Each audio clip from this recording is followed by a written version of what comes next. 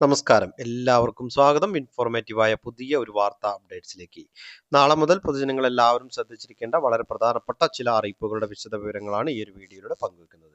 Video മുഴുവനായും ശ്രദ്ധിക്കണം. മറ്റുള്ളവരിലേക്കും ഈ ഇൻഫർമേഷൻ ഷെയർ ചെയ്തെത്തിക്കുവാനും നിങ്ങൾ മറക്കരുത്.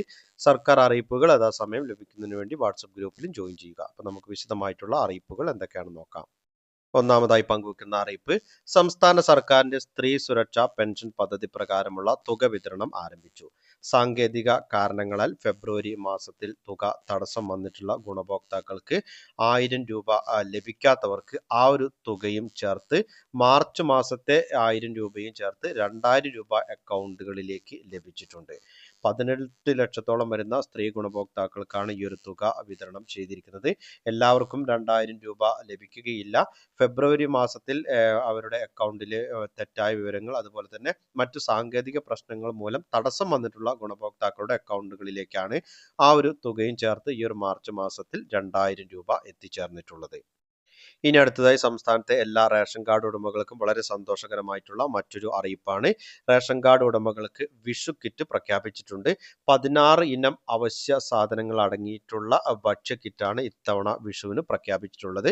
പഞ്ചസാര 1 കിലോഗ്രാം, ചെറുപയർ പരിപ്പ് 500 ഗ്രാം, വൻപയർ 500 ഗ്രാം, കടല 500 ഗ്രാം, ശർക്കരപ്പൊടി 1 കിലോഗ്രാം, ശബരി പായസം മിക്സ് 200 ഗ്രാം, പായസം മിക്സ് 50 ഗ്രാം, മിൽമ നെയ്യ് 100 ml, ശബരി ജീരകം 100 ഗ്രാം, ശബരി കടുക് 100 ഗ്രാം, ശബരി പുട്ടുപൊടി 1 കിലോഗ്രാം, ശബരി ഉപ്പ് 1 കിലോഗ്രാം, അതുപോലെ തന്നെ ശബരി ചിക്കൻ മസാല 100 ഗ്രാം, ശബരി വെളിച്ചെണ്ണ 1 ലിറ്റർ, ശബരി ഗോൾഡ് ചായപ്പൊടി 250 ഗ്രാം എന്നിങ്ങനെ 1250 രൂപ വിലയുള്ള ഭക്ഷ്യ ഉൽപ്പന്നങ്ങളുടെ കിറ്റാണ് 1001 രൂപയ്ക്ക് സപ്ലൈകോ ഔട്ട്ലെറ്റുകൾ വഴി വിൽപ്പന നടത്തുന്നത്. ഇനി അടുത്തതായി ശ്രദ്ധിച്ചിരിക്കേണ്ട അറിയിപ്പ്, നിയമസഭാ തിരഞ്ഞെടുപ്പുമായി ബന്ധപ്പെട്ട് പരിശോധനകളുടെ ഭാഗമായി മതിയായ രേഖകളില്ലാതെ 50,000 രൂപയ്ക്ക് മുകളിൽ കൈവശം വെച്ച് യാത്ര ചെയ്താൽ സ്റ്റാറ്റിക് സർവേലൻസ് ടീം, അതുപോലെ തന്നെ ഫ്ലൈയിങ് സ്ക്വാഡ് എന്നിവർ തുക പിടിച്ചെടുക്കുമെന്ന് ജില്ലാ തിരഞ്ഞെടുപ്പ് ഓഫീസറായിട്ടുള്ള ജില്ലാ കളക്ടർ അരുൺ കെ വിജയൻ അറിയിച്ചിട്ടുണ്ട്.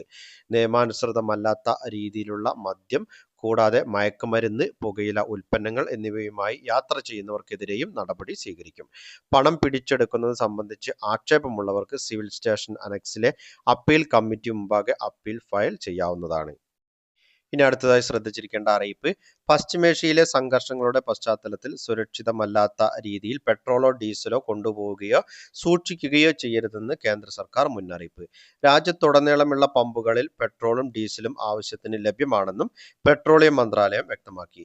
അനുചിതമായ പാത്രങ്ങളിൽ ഇന്ധനം കൊണ്ടുപോവുകയോ സൂക്ഷിക്കുകയോ ചെയ്യരുതെന്ന് ഉപഭോക്താക്കളോട് നിർദ്ദേശിക്കുന്നു. കാരണം ഇത് ഗുരുതരമായിട്ടുള്ള അപകട സാധ്യതകൾ സൃഷ്ടിക്കുന്നുണ്ട്. പൊതുജനങ്ങൾ എല്ലാവരും അറിഞ്ഞിരിക്കുന്നതിനായി വളരെ പ്രധാനപ്പെട്ട ചില അറിയിപ്പുകളുടെ വിശദവിവരങ്ങളാണ് പങ്കുവച്ചത്.